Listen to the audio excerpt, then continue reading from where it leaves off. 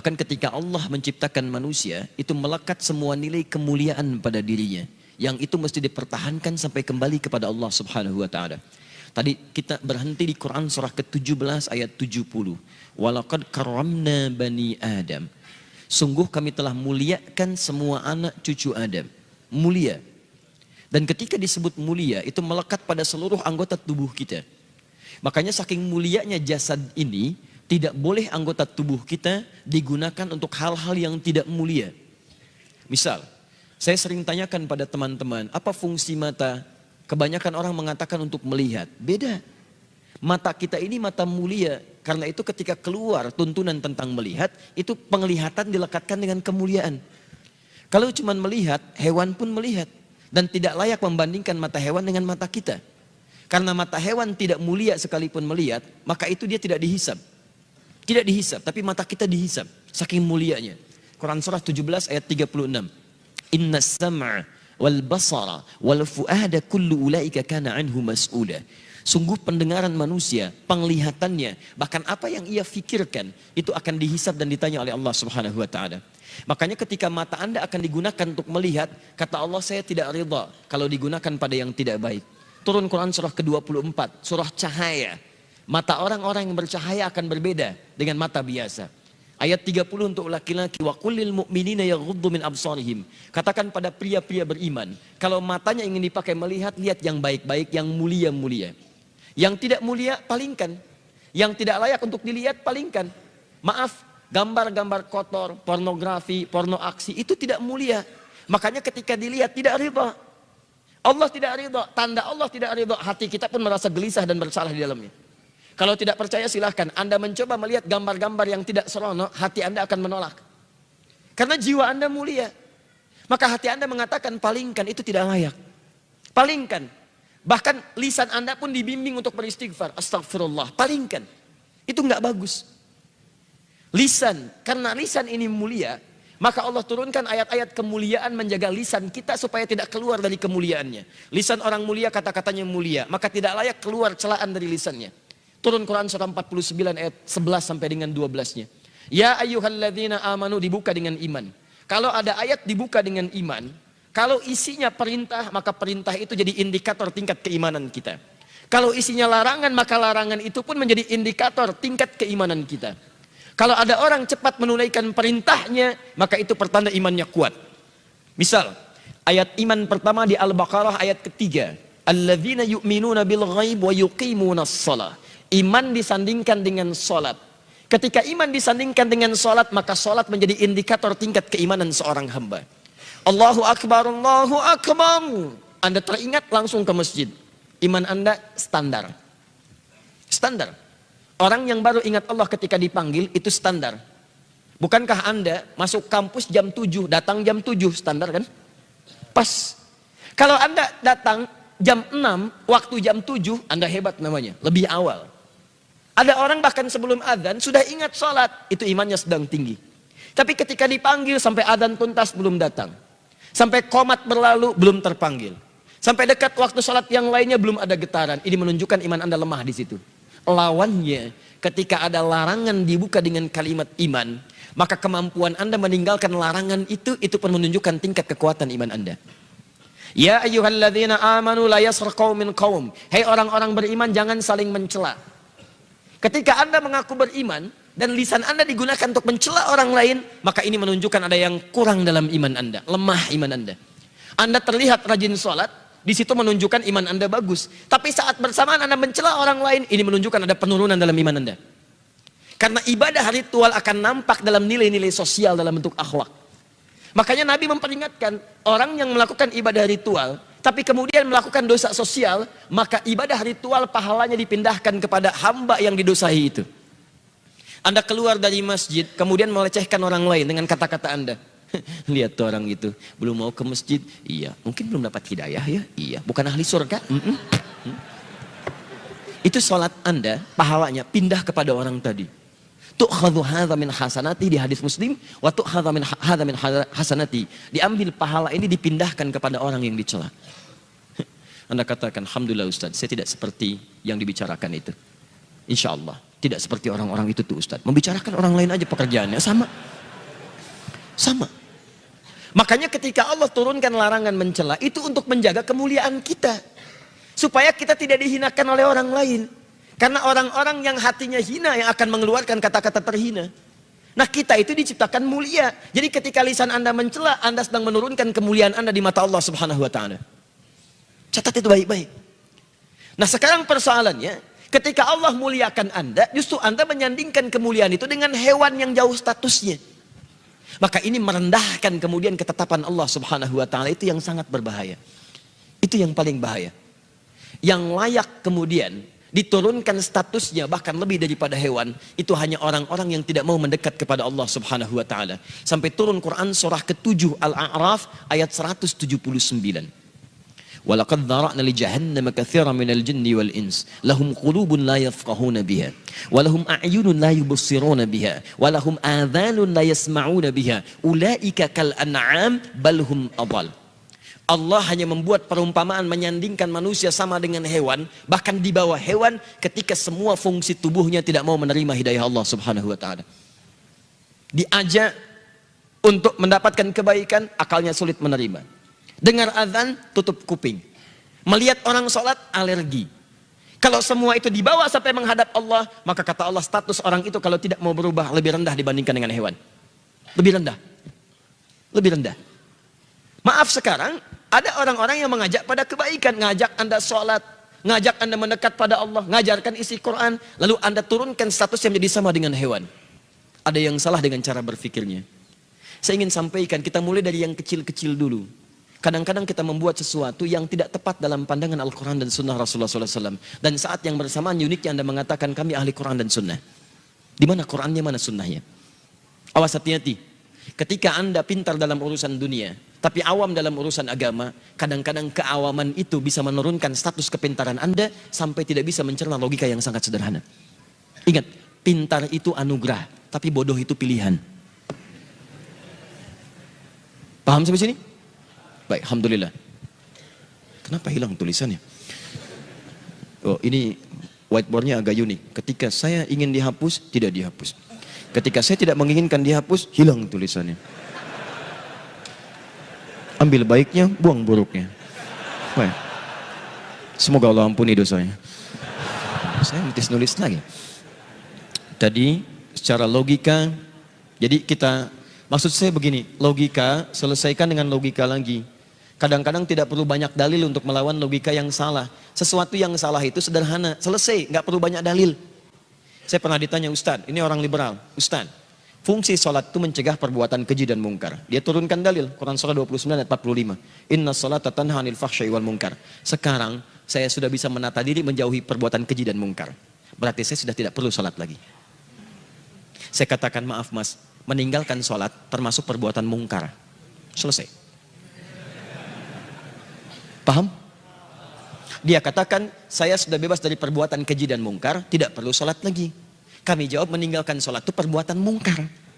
Jadi kalau Anda meninggalkan sholat, berarti Anda belum terbebas dari perbuatan mungkar. Artinya Anda masih harus terus menunaikan sholat sampai dengan kembali kepada Allah Subhanahu wa Ta'ala. Paham sampai sini?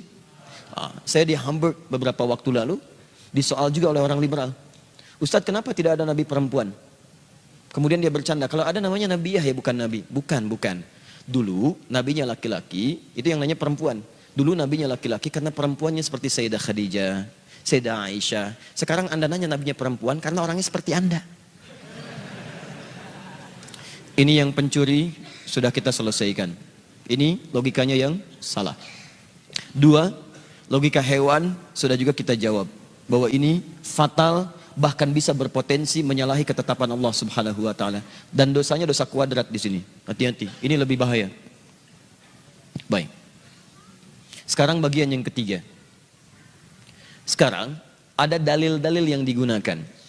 Bagaimana kemudian kita bisa mengupas tuntas dalil dimaksud sehingga sesuai dengan pemahaman yang benar menurut para ulama dan salafus saleh. Karena memahami dalil itu tidak bisa sendirian. Anda baca, Anda paham, mustahil. Imam Al-Bukhari itu menulis Sahih Al-Bukhari 16 tahun. Sebagian ditulis di Mekah, disempurnakan di Madinah. Sebelum nulis, sholat dulu, minta petunjuk kepada Allah. 16 tahun selesai. kemudian Anda 16 hari memberikan fatwa dengan itu. Bagaimana bisa memahaminya? Makanya para ulama kemudian membuat kaidah-kaidah, bahkan dituangkan di hadis Muslim. Nomor hadis kita akan lihat, misalnya kita ambil halaman 119 dulu, di jilid yang pertama, paling kiri sebelah atas. Riwayatnya sampai ke Ibnu Sirin dan masuk dalam Sahih Muslim. Babnya babul isnad minad din. Babul isnad minad din. Alhamdulillah. Bab belajar agama dengan sanad. Sanad itu runtutan pengetahuan atau periwayat yang tersambung kepada Nabi SAW.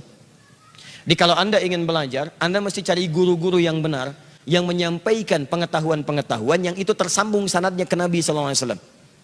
Dapat dari si fulan, dapat dari si fulan, dapat dari si fulan, itu sanad. Nah kalau Anda memahami nilai pengetahuannya yang membimbing kita dalam beraktivitas, itu pengetahuannya disebut dengan isnad namanya. Nah kata para ulama, pastikan kalau Anda ingin belajar, cari guru-guru yang ketika menyampaikan nilai-nilai pengetahuan, itu bisa dipertanggungjawabkan benar secara urutan sampai kepada Nabi SAW. Kenapa pentingnya? Karena ketika Anda belajar keliru, maka praktek ibadahnya, ad-dinnya itu bisa salah. Baik, contoh. Apa artinya ad-din? Agama. Apa artinya agama? Ad-din. Apa artinya ad-din? Agama. Apa artinya agama? Ad-din. Baik, sudah. Kita kembalikan kepada Allah. Ya Allah, apa itu ad-din? Turun Quran surah ketiga ayat 19. Inna ad-dina indallahil Islam. Al-Islam. Jadi ad-din adalah Islam. Apa itu Islam? Ad-din. Apa itu ad-din? Islam. Apa itu Islam? Ad-din. Nah, sudah. Kembalikan kemudian keterangan Allah yang disampaikan pada Rasulullah, terdapat di hadis Muslim nomor hadis yang ke-8. Dikutip oleh Imam An-Nawawi dalam kitab Al-Arba'in nomor hadis yang kedua. Al-Islamu an tasyhada an la ilaha illallah wa anna Muhammadar Rasulullah wa tuqimas shalah wa tu'tiyaz zakah wa tasuma Ramadan wa tahujjal baita in istata'ta ilaihi sabila. Islam itu syahadat, kemudian salat, kemudian zakat, kemudian puasa, kemudian haji. Ambil contoh, lihat persamaannya. Teman-teman sudah mudah untuk memahami persamaan. Ad-din sama dengan Islam. Islam sama dengan 5 pokok ini. Yang pokoknya ini.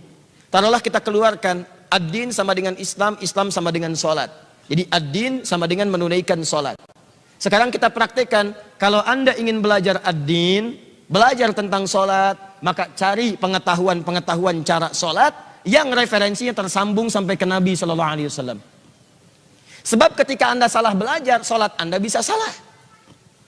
Contoh, saya ambil contoh misalnya. Maaf, mohon izin teman-teman sekalian. Anda mau takbir. Allahu Akbar. Di An-Nasai nomor hadis 886, ketika Anda sudah bertakbir, fayaqulu di Abu Dawud nomor hadis 857, fayaqulu Allahu Akbar, maka di An-Nasai disebutkan fa wada'a yadahul yumna 'alal yusra, maka dia segera meletakkan telapak kanannya di punggung kirinya. Tahan sebentar. Boleh berdiri sebentar? Sekallah khair. Baik ya. Menghadap ke arah sini. Ke sini. Nah ya. Baik, tahan di sini aja. Pegang mic-nya. Semoga Allah muliakan antum. Tahan di sini. Lihat sini. Baik. Baik. Lihat sini. Oh ini serius. Hadis Muslim hadis 1893. Man dalla ala khair falahu ajruhu mithla ajri fa'ili min ghairi an yankusa min ajri syai'. Siapa yang bisa menunjukkan, membantu, memfasilitasi pada kebaikan, dia akan dapat pahala yang sama dengan yang mengerjakan. Baik, semoga orang yang pegang mic ini mendapatkan pahala dengan yang bicara, tanpa dikurangi sedikit pun. Baik, dan tidak cukup dengan amin. Paskan dulu mic-nya. Ya. Tahan sini. Lihat sini. Lihat baik-baik. Teman-teman sekalian, letakkan telapak yang kanan di punggung yang kiri. Saya belum akan bicara meletakkan dulu, tapi saya ingin bicara antara mengangkat dengan meletakkan itu pakai fa wada'a. Tadi di istiqamah saya sampaikan huruf fa itu di ilmu nahwu. Perhatikan baik-baik. Harfu atfin rabitin baina syai'aini bila hudud. Huruf yang berfungsi merekatkan dua peristiwa tanpa jeda. Di peristiwa pertama ngangkat, peristiwa kedua menutup, antara ngangkat dengan nutup tanpa jeda. Makanya semua ulama sepakat, semua sepakat. Nabi mencontohkan, sahabat mengikuti, ulama sepakat. Begitu Anda ngangkat, langsung letakkan. Sehingga tidak ditemukan di kitab-kitab hadis gerakan yang lain. Mohon izin saya tidak bermaksud menyalahkan ya. Tapi ada sementara saudara kita misal, saya tidak bermaksud menyalahkan. Kalau ada referensi kita diskusi. Begitu diangkat, Ustadz saya nggak enak, kiri dulu. Tidak sopan, kiri nggak bagus, kanan bagus. Maka yang lebih bagus Ustadz, lebih sopan. Bagaimana kalau kemudian angkat, kanan dulu masukkan, kiri begini, putar dikit. Kadang-kadang kaki naik dikit gitu ya. Bisa. Nah, ini mohon izin. Mohon maaf, ketika Anda mendapatkan referensi yang keliru, sholatnya jadi salah. Bahkan gerakan ini, jangankan di kitab hadis sahih, di kitab paling palsu pun tidak ditemukan. Di pemalsu hadis tidak tertarik memalsukan hadis ini, saking jelasnya hadisnya. Jadi kalau Anda mendapatkan referensi yang keliru, maka bahasanya bisa jadi salah. Maka dari itu para ulama menyampaikan, ketika Anda ingin belajar tentang urusan agama, maka usahakan cari referensi yang tersambung kemudian kepada Nabi SAW. Paham sampai sini? Nama siapa? Akhtaf. Akhtaf. Akhtaf. Masya Allah. Akhtaf usia berapa tahun? 13. 13. 12. 13 atau 12? 12. 12. Sekolah di mana? Angkasa.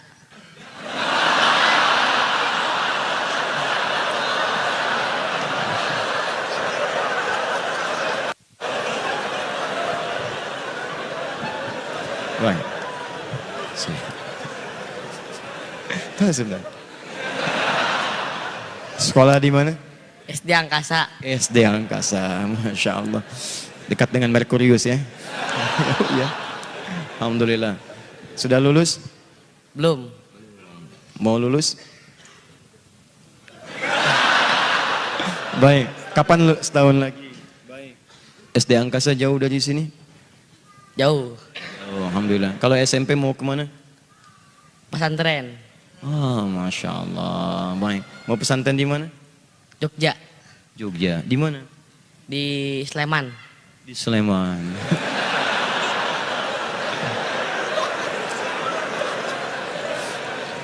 Ya sudahlah kalau begitu ya. Sudah ya, itu sampai lampu kaget turun aja ya. Baik, ya sudah. Akhtaf sama orang tua di sini? Enggak. Enggak, sendirian. Sama teman tuh, 1, 2. Aduh, makan apa hari ini? Baik, Akhtaf, alhamdulillah. Baik, Akhtaf apa berapa juz? 1. 1. Juz keberapa? 30 setengahnya. Apa 1 juz? Juz berapa? 30 setengahnya. Berarti setengah juz? Iya. Sudah, Akhtaf kebanyakan di angkasa. Jadi agak sulit.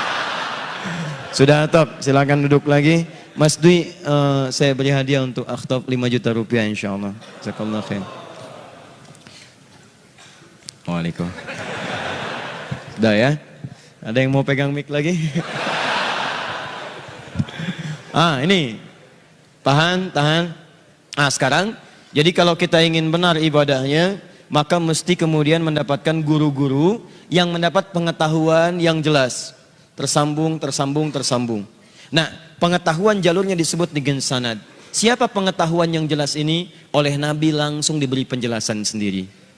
Terdapat di hadis riwayat Ibnu Majah nomor hadis 233. Rawinya dari sahabat Abu Darda radhiyallahu taala anhu.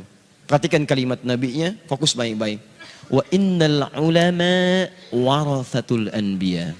Al ulama warathatul anbiya. Pewaris para nabi. Ini. Kalau Anda ingin belajar dari Nabi sallallahu alaihi wasallam, Anda kan sudah nggak bisa punya kesempatan lihat Nabi. Sekarang kita hidup tidak bersama Nabi. Bagaimana bisa belajar dari Nabi? Maka dari itu kalau ingin belajar hal yang tersambung pada Nabi, maka kemudian kata Nabi ikuti ulama. Maka di setiap zaman itu ada ulamanya.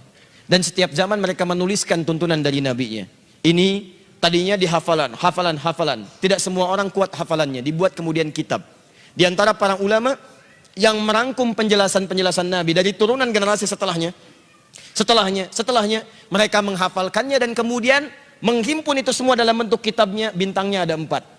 Di antara mereka ada Imam Abu Hanifah An-Nu'man, ada Imam Malik, ada Imam Asy-Syafi'i, ada Imam Ahmad bin Hanbal. Dari situ kemudian turun murid lagi sampai dengan kekinian. Dan di antara yang paling menarik, mereka kemudian mengeluarkan petunjuk ayat-ayat Al-Quran dalam bentuk kaidah-kaidah yang mudah untuk dipahami. Ayat-ayat yang terkait dengan pembahasan ini, itu yang nanti kita akan turunkan, nanti kita akan bahas itu semua. Dan kita akan sandingkan nanti dengan keterangan-keterangan sebagian dari sahabat-sahabat kita yang membuat kemudian pernyataan-pernyataan, kita uji dengan dalil-dalil ini apakah pernyataan itu benar atau tidak. Misal, sekarang ada istilah beda manhaj. Apa itu manhaj? Awas hati-hati. Kadang-kadang banyak memunculkan istilah tapi tidak paham dengan istilah itu. Saya pernah mau senyum susah, mau ketawa juga nggak tega. Kenapa? Karena ada orang-orang yang kadang memberikan istilah tapi keliru. Saya diciptakan oleh Allah Subhanahu wa taala sebagai laki-laki sampai hari ini. Dan tidak ada minat serta bakat menjadi keluar dari kelaki-lakian. Satu kali saya ngisi pengajian. Kemudian seorang ibu datang. Ustadz, terima kasih memberikan penjelasan inspirasi yang sangat bermanfaat. Alhamdulillah. Jazakillah khair. Awalnya kita serahkan ke Allah semuanya. Tapi bagian terakhirnya itu yang saya banyak berdoa. Teman-teman, ada beda antara laki-laki dengan perempuan. Dalam bahasa Arab, laki-laki seringkali identik dengan A. Laki-laki A. Kamu laki-laki anta. Kamu perempuan anti. Punya kamu laki-laki K. Kolamu K. Punya kamu perempuan ki, kolamu ki. Terima kasih pada laki-laki A jazaka. Terima kasih pada perempuan ki jazaki. Saya saat itu masih pakai baju batik, masih pakai peci, jelas kelaki-lakiannya. Ibu itu mengatakan jazakillah khair. Sekarang muncul istilah-istilah yang bahkan tidak banyak dipahami oleh orang-orang awam, bahkan yang belajar sekalipun. Dan istilah itu muncul diperkenalkan dan keliru karena bertentangan dengan penjelasan-penjelasan para ulama. Beda manhaj. Sekarang tanya, apa itu manhaj? Tesis saya yang kedua tentang manhaj. Manhaj Ibnu Aqil fi syarah Alfiyat Ibni Malik. Manhaj. Beda antara manhaj dalam nilai akidah. Beda pengertian manhaj dalam fiqih. Beda pengertian manhaj dalam lughah. Itu berbeda satu dengan yang lainnya. Sekarang Anda akan bawa ini ke ranah pengertian agama. Apa yang dimaksud dengan itu semua? Saya akan turunkan ayat-ayatnya, kita turunkan kemudian kalimat-kalimatnya, setelah itu kita akan sandingkan dengan pemahaman kekinian. Dan pemahaman itu yang kita kupas. Kalau baik, silahkan ambil manfaatnya. Kalau tidak, kita sepakati tinggalkan. Tapi kita sepakat bahwa kajian kita tidak bermaksud untuk mencela atau bahkan menghindarkan keburukan-keburukan dari orang lain. Paham sampai sini? Wah, jadi kalau setelah kajian ini banyak update status mencela orang, saya tidak pernah mengajarkan itu semua. Kita hanya mendudukan satu persoalan sesuai dengan kedudukannya. Kalau itu bermanfaat, silahkan gali manfaatnya. Kalau itu tidak baik, kita tinggalkan bersama-sama. Tanpa harus kemudian menjadikan kita berselisih satu dengan yang lainnya. Anda boleh berbeda dengan orang lain, tapi tidak harus menghalangi Anda untuk minum teh bersama-sama. Paham? Tidak. Baik ya? Gak apa-apa ya, insyaAllah. Sepanjang saya lebih cepat, saya menghapus. Jazakallah khair. Silahkan, jazakallah. Cukup ya? Tidak, cukup dulu insyaAllah. Baik. Tapi saya sampaikan dari sekarang supaya tidak kecewa. Menghapus beda hukumnya dengan megang mic ya.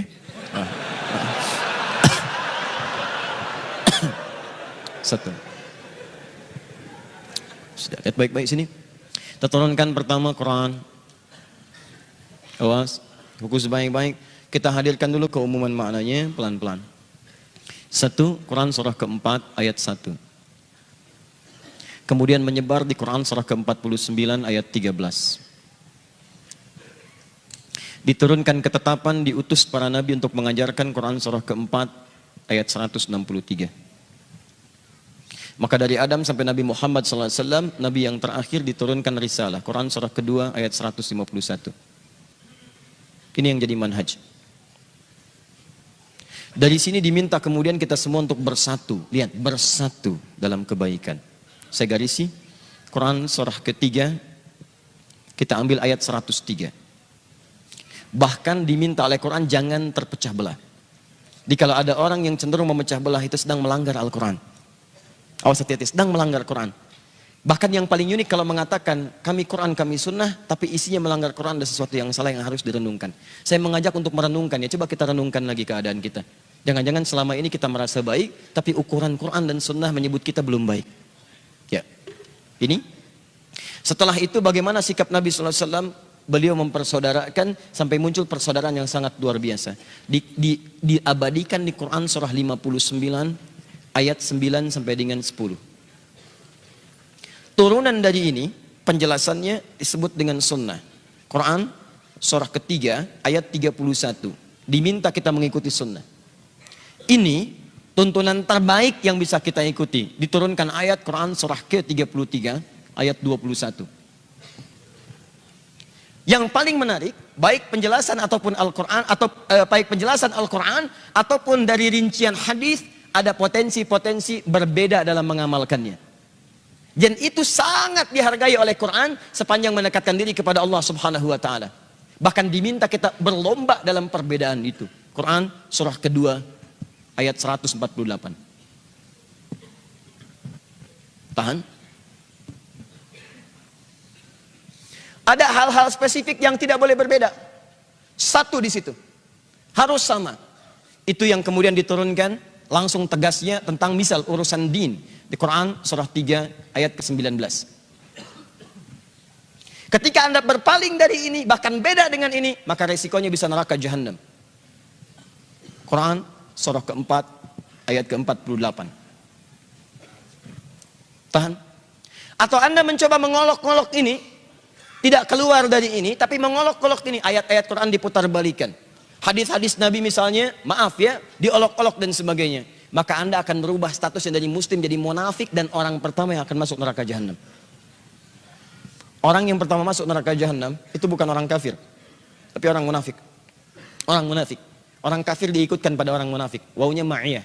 Di Quran surah keempat ayat 140. Paling kiri sebelah bawah. Qad nazzala 'alaikum fil kitabi an idza sami'tum ayatillahi yukfaru biha wa yustahza'u biha fala taq'udu ma'hum hatta yakhudhu fi haditsin ghairi innakum idzan mithluhum. Innallaha jami'ul munafiqina wal kafirina fi jahannam jami'an. Allah akan menghimpun orang munafik dengan orang kafir di neraka bersamaan. Yang disebutkan munafik dulu. Kalau orang kafir masuk neraka saat di akhirat wajar karena tidak ada iman. Tapi kalau orang munafik di dunia merasa beriman, tapi imannya digunakan untuk menyerang saudaranya. Itu yang paling bahaya. Maka diberi pelajaran, diseret duluan ke neraka jahanam. Kalau tidak percaya, coba aja. Dah. Kemudian saya tunjukkan contoh-contoh hadis dan nanti kaidah ulamanya. Contoh hadis ini saya kosongkan dulu supaya mudah memberikan contohnya. Nanti kaidah ulamanya kita turunkan menjadi satu kajian. Kajian ini disebut dengan fikih ikhtilaf namanya. Fiqhul ikhtilaf. Ini yang bisa menjembatani semua persoalan-persoalan perbedaan bisa dijembatani sehingga bisa saling mengerti satu dengan yang lainnya. Ada hal yang kita sepakati, di situ kita semua mesti satu. Kalau beda, itu yang kita berikan solusi. Tapi indahnya Quran, sekalipun beda, ada cara untuk memberikan solusi terbaiknya. Saya tidak pernah temukan dalam Al-Quran, kalau beda dengan dia, marahi dia. Itu nggak ada. Nggak ada. Bahkan termasuk dengan non-muslim, indah dalam Islam itu. Indah. Anda bahkan dilarang untuk memperkenalkan Islam kepada orang lain dengan cara paksaan. Dilarang. Turun Quran surah kedua ayat 256. La ikraha fid din. Gak boleh paksa orang untuk bisa kemudian mengenal atau bahkan masuk ke dalam ad-din Islam. Baik cara halus atau kasar. Setelah pengajian ini Anda datang ke daerah pengungsian misalnya, sedang tertimpa bencana, tiba-tiba Anda bawa Indomie, bawa Supermi. Anda paksakan ke situ, orang sedang kelaparan. Pak, Indomie Pak. Maaf, masuk Islam dulu kami kasih Indomie. Tapi kan Indomie Pak kami butuhkan. Tidak, ini Indominya Indomie Islam. Seterusnya. Tidak boleh. Dosa Anda. Apalagi dengan cara yang kasar. Hati-hati. Anda jadi dokter, tiba-tiba masuk ke daerah bencana. Terus Anda berikan obat. Obatnya naikin dosisnya sampai ada ketergantungan. Begitu dia minta bagian dari obat yang Anda katakan, masuk Islam dulu baru saya berikan obat. Dosa Anda. Dosa. La ikraha fiddin. Kita tidak pernah mengenal cara-cara seperti itu. Apalagi Anda yang menggunakan bom, gunakan senjata, gunakan pedang dan sebagainya. Masuk Islam. Dosa. Tidak boleh. Tadi di Istiqomah saya sampaikan, di beberapa tempat, teman-teman sekalian, itu berbahaya. Berbahaya. Waktu bom di Jalan Tamrin tuh saya di Lampung tuh. Itu langsung begitu meledak, terus ditanya, Ustadz, apakah bom di Jalan Tamrin itu termasuk jihad fisabilillah? Saya diam sebentar, saya jawab, Mas, sependek pengetahuan saya, jihad fisabilillah itu jihad di jalan Allah, bukan di Jalan Tamrin. Baik.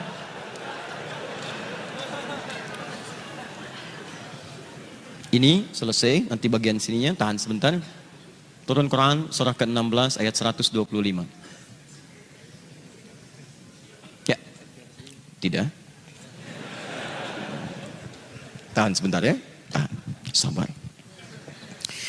Baik, orang sabar itu dekat dengan Allah. Innallaha ma'as sabirin. Antum ingin dekat dengan Allah?